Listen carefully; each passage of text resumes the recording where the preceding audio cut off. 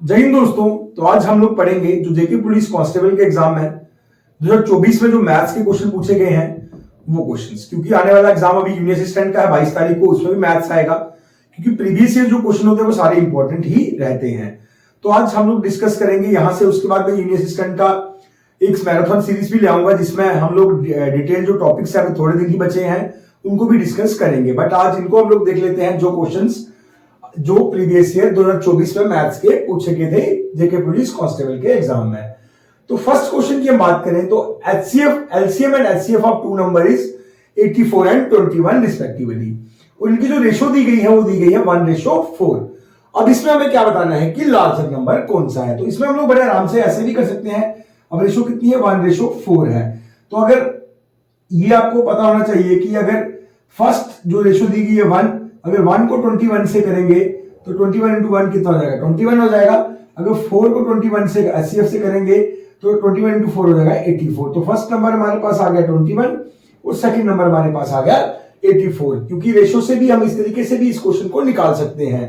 अगर first ratio को HCF से करेंगे तो पहला नंबर मिलेगा, अगर सेकंड नंबर को हम लोग एचसीएफ से करेंगे तो सेकंड नंबर हमें मिलेगा, क्योंकि दोनों नंबर क्या है, को प्राइम नंबर है। तो अगर नेक्स्ट हम बात करें तो अगर अगला मेथड देखना हो तो मान लीजिए कि एक नंबर है x और दूसरा नंबर है 4x, ठीक है, रेशो 1:4 है। तो आपको पता है कि प्रोडक्ट ऑफ टू नंबर, कि दो नंबर का जो प्रोडक्ट है वो क्या रहता है, वो हमेशा रहता है two number LCM multiply HCF, या तो एचसीएफ मल्टीप्लाई एलसीएम, या तो एलसीएम मल्टीप्लाई एचसीएफ, या तो एचसीएफ मल्टीप्लाई एलसीएम। तो दो नंबर क्या है, एक नंबर x है और दूसरा नंबर है 4x। ये पहला नंबर मान लिया, ये दूसरा नंबर मान लिया। तो इनका जो एलसीएम है वो 84 है और एचसीएफ कितना है, वो है 21। अगर इन दोनों को मल्टीप्लाई करूंगा तो ये बन जाएगा 4x²। तो अगर 84 है इंटू 21 है, तो अगर मैं इससे इसको काटूंगा तो ये 21 बार में कट जाएगा। तो 21 इंटू 21 कितना हो जाएगा, तो ये हो जाएगा 21 इंटू 21 का स्क्वायर बन गया। तो 21 का स्क्वायर बन गया तो स्क्वायर खत्म। तो x की वैल्यू कितनी आ गई, 21 x की वैल्यू ये निकल के आ गई।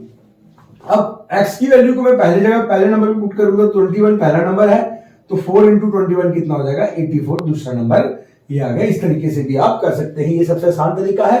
पहली रेशो को एचसीएफ से करेंगे तो पहला नंबर मिलेगा, दूसरी रेशो को एचसीएफ से करेंगे तो दूसरा नंबर इसमें मिलेगा। तो नेक्स्ट क्वेश्चन क्या है, एक इलेक्ट्रॉनिक डिवाइस है वो बीप कर रहा है एवरेज 60 सेकंड के बाद, और अनदर डिवाइस जो बीप करता है वो 62 सेकंड के बाद करता है। दे बीप टुगेदर एट 10 AM, मतलब इकट्ठे जो बीप करते हैं वो करते हैं 10 AM पे। Next time when they would beep together at the earliest, next time पे वो बीप कब करेंगे। तो ऐसे क्वेश्चन जब भी आते हैं तो ऐसे क्वेश्चन में हम लोग क्या करते हैं, एलसीएम निकालते हैं। 60 और 62 का एलसीएम निकाल लेंगे। 2 से करेंगे तो 30 बार में 31, उसके बाद 2 से करेंगे 15 बार में ये 31 आ जाएगा। उसके बाद 3 से करेंगे 5 और ये आ जाएगा 31। इसके बाद ये नहीं कटेगा। तो इसका जो एलसीएम आया 2 मल्टीप्लाई 2 इंटू 3 इंटू 5 इंटू 31 ये आया। 2 2 जो 4, 12, 12 5 60, 60 इंटू 31 कितना हो जाएगा, तो ये हो जाएगा 0 6 0 18। तो ये हो जाएगा 1860 सेकंड, मतलब ये आया 1860 सेकंड आया। तो सेकंड को हमें आंसर किसमें दे, 10 बज के कितने मिनट पे। तो इसको अगर मिनट में कन्वर्ट करना है तो इसको किससे डिवाइड करना पड़ेगा, 60 से डिवाइड करना पड़ेगा, क्योंकि छोटे यूनिट से अगर बड़ी यूनिट पे जाना है तो डिवाइड करना पड़ेगा। तो 60 0 से 0 कट हो जाएगा, इसको काटेंगे 6 3 और ये आ जाएगा 31 मिनट। इसका जो है वो आंसर आ जाएगा। तो इसका जो राइट आंसर रहेगा वो 10:31 AM पे ये जो है वो बीप सबसे पहले बीप करेंगी। तो ये था, 2 क्वेश्चन हो गए। नेक्स्ट क्वेश्चन भी हम लोग देखते हैं। नेक्स्ट क्वेश्चन है ये, नेक्स्ट क्वेश्चन क्या है, 1/3 of the boy and 1/2 of the girl of A college participate in social work project. मतलब 1/3 बॉयज और 1/2 लड़कियां जो है वो पार्टिसिपेट करती है, एक सोशल वर्क होता है प्रोजेक्ट का कॉलेज में। The number of participate student जो है, पार्टिसिपेटिंग स्टूडेंट कितने हैं, 300 जो बच्चे हैं वो टोटल पार्टिसिपेट कर रहे हैं, जिसमें बॉयज भी हैं और गर्ल्स भी हैं। ऑफ विच 100 आर बॉयज, जिसमें से 100 बॉयज हैं। अगर मान लीजिए 300 बच्चा है टोटल जो पार्टिसिपेट कर रहा है, अगर इसमें से 100 अगर लड़के हैं तो लड़कियां कितनी होंगी, 200, ठीक है। अब ये जो पार्टिसिपेटिंग बॉयज है वो कितने हैं, 1/3 है। 1/3 जो बराबर है वो किसके बराबर है, 100 के, और 1/2 किसके बराबर है, वो बराबर है 200 के। तो ये टोटल कितना हो जाएगा, लड़कों की संख्या कितनी हो जाएगी, तो लड़कों की संख्या है 300 लड़के हैं, और लड़कियों की संख्या की बात करूं तो लड़कियों की संख्या है 400। अगर लड़के ये आगे ये गर्ल्स हैं और ये है बॉयज, अगर 300 लड़के हैं और 400 लड़कियां हैं तो टोटल कितने हो जाएंगे, तो 700 जो है इसका राइट आंसर रहेगा, क्योंकि 1/3 किसके बराबर था, 100 के, तो एक किसके बराबर हो जाएगा, एक बराबर हो जाएगा 300 के। ठीक है, तो इस तरह से भी इसको निकाल सकते हैं। या तो एक तरीका और है, जैसे मान लीजिए 100 जो है वो किसकी वैल्यू है, 1/3 की, और मुझे किसका पता करना है, मुझे पता करना है 1 का, तो ये ऊपर चला जाएगा 100 इंटू 3/1 इंटू 1, तो इसका आंसर कितना हो जाएगा 300। इस तरह से भी पता कर सकते हैं, या तो डायरेक्ट भी आप इस तरह से इसको निकाल सकते हैं। इसका जो राइट आंसर रहेगा 300 लड़के हैं और 400 इसमें लड़की हैं। नेक्स्ट क्वेश्चन है, if each child is given 10 sweets, मतलब हर एक बच्चे को जो मिल रही है 10 मिठाइयां मिल रही हैं। There are 3 sweets left over, जब बच्चों को 10 मिठाइयां हम लोग देते हैं तो 3 उसमें से बच जाती हैं। बट अगर हम लोग 11 दें तो नंबर ऑफ स्वीट जो है 4 वो कम पड़ जाती है। लेट मान लीजिए, लेट नंबर ऑफ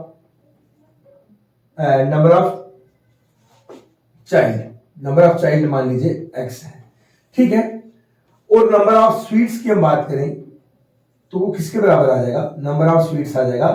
अगर 10 देते हैं, 10x देते हैं चिल्ड्रन को, तो क्या होता है 3 हमारे पास एक्स्ट्रा हो जाती है। बट अगर हम दे बच्चों को 11 तो 4 हमारे पास कम पड़ जाती है, मतलब 11x माइनस 4 हो जाता है। 11 दे तो 4 हमारे पास कम कर हो जाती है। इसको सॉल्व कर लेंगे, 10x plus 3 equal to 11x minus 4। अब x वाले एक तरफ आ जाएंगे, वो एक तरफ आ जाएंगे। 3 प्लस 4 कितना हो जाएगा, 3 plus 4 equal to 11x minus 10x। तो x की वैल्यू हमारे पास आ जाएगी 7।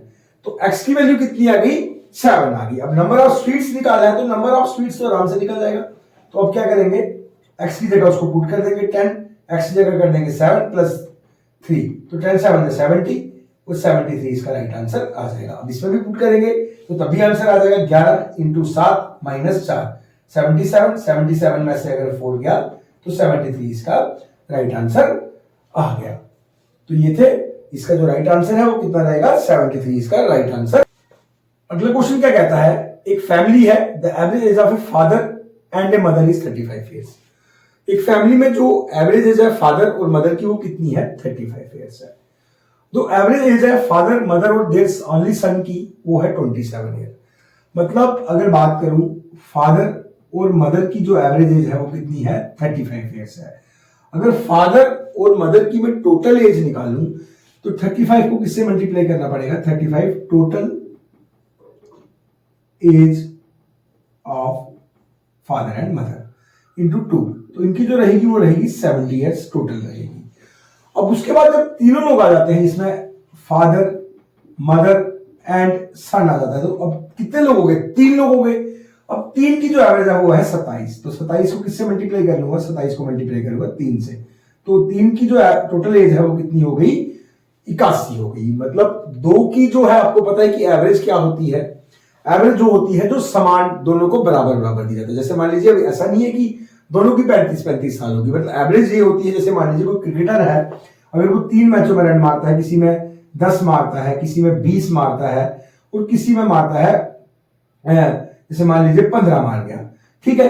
अब उसकी जो एवरेज निकाली जाएगी तो एवरेज तीनों को सम करेंगे, 30 और 45 हो जाएगा, और 45 को डिवाइड करेंगे 3 से, टोटल नंबर ऑफ मैचेस, तो उसकी जो एवरेज बनेगी वो बनेगी 15, उसकी जो है वो एवरेज बनेगी। ऐसा नहीं था कि हर एक मैच उसने बराबर बराबर रन मारे, एक में 10 मारे, एक में 20 मारे, एक में 15 मारे, तो एवरेज क्या होगी, जो सबको बराबर बराबर दिया जाएगा, मतलब वो होगी एवरेज। अगर 35 साल दोनों की एवरेज एज है तो टोटल कितनी हो जाएगी, 35 को 2 से मल्टीप्लाई कर लिया 70। अब इसके बाद फादर मदर और सन की जो है एवरेज 27 है, तो तीनों का टोटल कितना हो जाएगा 81।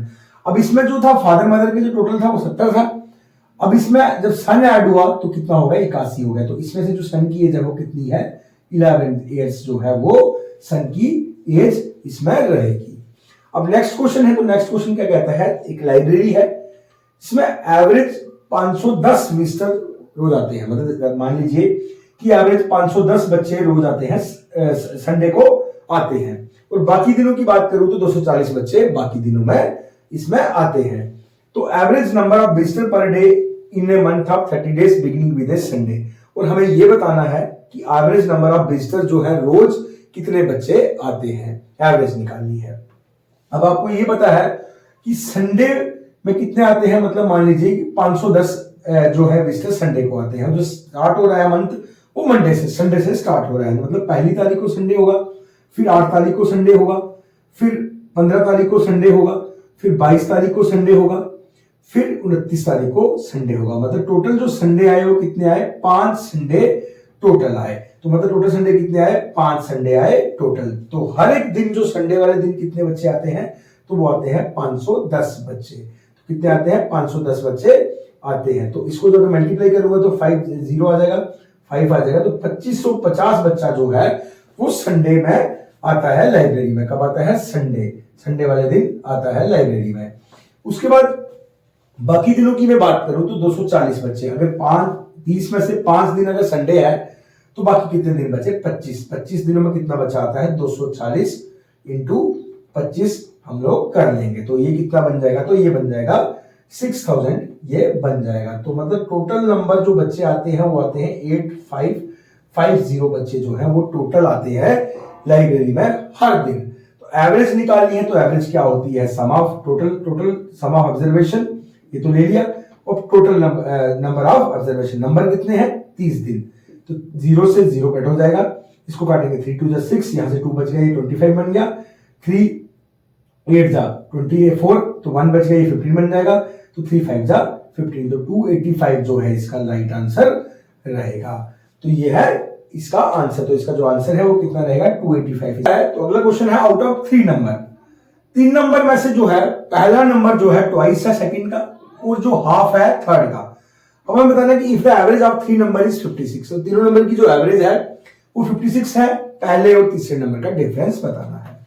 तो मान लीजिए पहला नंबर में 1, ये सेकंड नंबर, ये आ गया third number.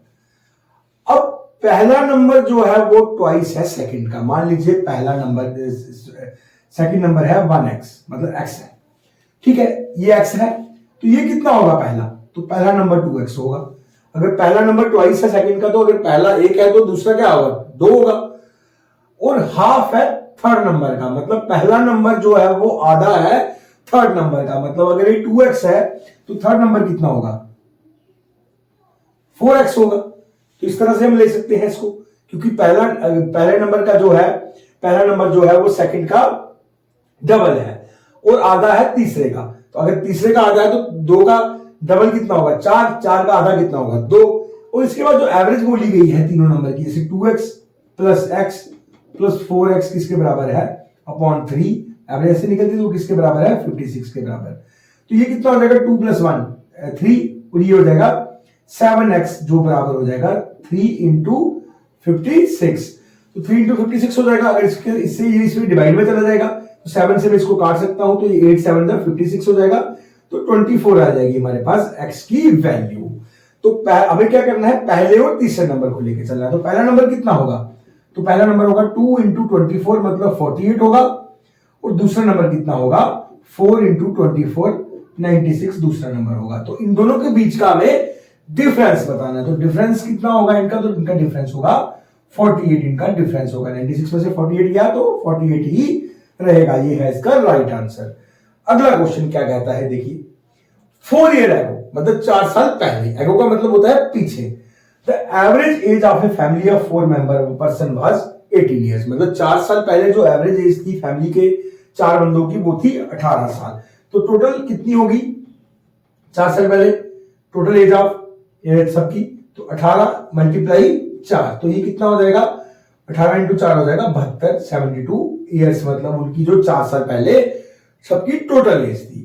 During this period a baby was born, इस दौरान जो उनका बेबी बॉर्न हुआ। Today if the average age of a family is still 18, मतलब अब भी जो उनकी एवरेज है वो 18 ही है। मतलब अब पहले लोग कितने थे, टोटल कितने लोगों का था, 4 का, अब टोटल कितने लोगों का बनेगा, 5 का। तो कैसे बनेगा, 18, अब भी एवरेज इतनी है तो 18 पाए 90 ईयर्स। अब इस समय ये इनका टोटल बन गया। अब हमें बताना है कि the age of the babies, तो बेबी की जो एज है वो कितनी है। तो 4 साल पहले अगर सबकी जो एज थी वो 18 थी। तो मतलब अगर अब की बात करें तो 4 साल बाद की बात करें तो सबकी 4 साल बड़ी होगी। तो अगर चारों बंदे की 4 साल बड़ी तो कितनी बड़ी, तो इसमें जो प्लस हुआ तो 72 में कितना प्लस हुआ, तो 16 साल उनकी एज बढ़ी। तो मतलब 88 ईयर्स आज के टाइम में उनकी जो है एवरेज है। मतलब सब में 4 साल का वो हुआ, 4 साल सबकी बची। अगर 4 साल पहले 72 थी टोटल, तो आज कितनी होगी, 88 होगी। तो अगर टोटल 5 लोगों की करें तो 90 है, तो अगर चारों 4 की करें तो वो कितनी होगी, 88 होगी। अगर 90 में से हम अगर 88 को माइनस करेंगे तो बच्चे की एज इसमें से निकल आएगी। तो बच्चे की एज कितनी होगी, 2 इयर्स जो है इस समय बेबी की एज होगी। समझ गए, क्योंकि टोटल पहले टोटल था जो 4 का 72 था 4 साल पहले, फोर एगो की बात है। तो 4 साल बाद भी उनकी अब कितनी है, 18 ही है। तो इस समय जो 18 इंटू 5 हो गए 90, तो मतलब तो 90 है। तो अगर 4 साल बाद जब उनकी पहले 72 थी टोटल, तो 72 में 16 ऐड करेंगे तो 88 हो जाएगा। अगर 90 अभी टोटल 90 है, तो 90 में से अगर उन चारों की एज माइनस कर देंगे जो बच्चे को छोड़ के, तो बच्चे की एज निकल आएगी। 90 में से 88 माइनस किया तो 2 आया, तो 2 एज किसकी, बच्चे की जो एज है। तो ये क्वेश्चन है, स्टेयरवे 10 फीट हाई, एक सीढ़ी है जो 10 फीट ऊंची है, is such that each step count half A foot upward. मतलब उस सीढ़ी का जो हर एक स्टेप है वो ऐसे अगर देखा जाए तो वो आधा फुट है, अगर ऐसे देखा जाए तो वो कितना है, 1 फीट है। अब एक what distance with an arm travel, एक चींटी है वो ट्रेवल कर रही है distance, if it start ground level से उसने स्टार्ट करा है to reach the top of the stairway, उसको पहुंचना है।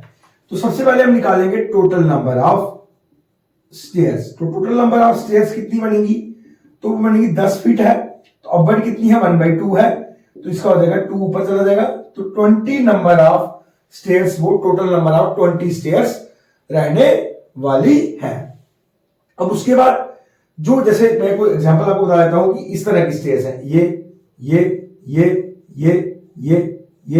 इस तरह की स्टेयर्स आपकी रहने वाली है। तो आंट ने कहां से चलना स्टार्ट किया, ग्राउंड लेवल से उसने चलना स्टार्ट किया।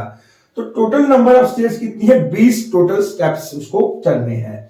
तो वो यहां से चलना शुरू करेगी, जब यहां पहुंचेगी तो 19 स्टेप उसको, फॉरवर्ड वाले जो स्टेप चलने हैं, जो विड्थ वाले स्टेप चलने हैं, वो कितने चलने हैं, 19 चलने के बाद वो कहां पहुंच जाएगी, वो 20 स्टेप पे पहुंच जाएगी। 90 स्टेप चलने के बाद वो कहां पहुंच जाएगी, 20 स्टेप पे, वो यहां उसको पहुंचना है। तो मतलब उसको जो विड्थ चलनी है, जो फॉरवर्ड स्टेप चलने हैं, वो कितने चलने हैं, तो फॉरवर्ड स्टेप उसको चलने हैं 19 स्टेप उसको फॉरवर्ड वाले चलने हैं। मतलब उसको जो विड्थ कवर करनी है वो 19 स्टेप की ही विड्थ कवर करनी है। विड्थ कवर करने के बाद वो 20 यहां पे वो पहुंच जाएगी, ठीक है।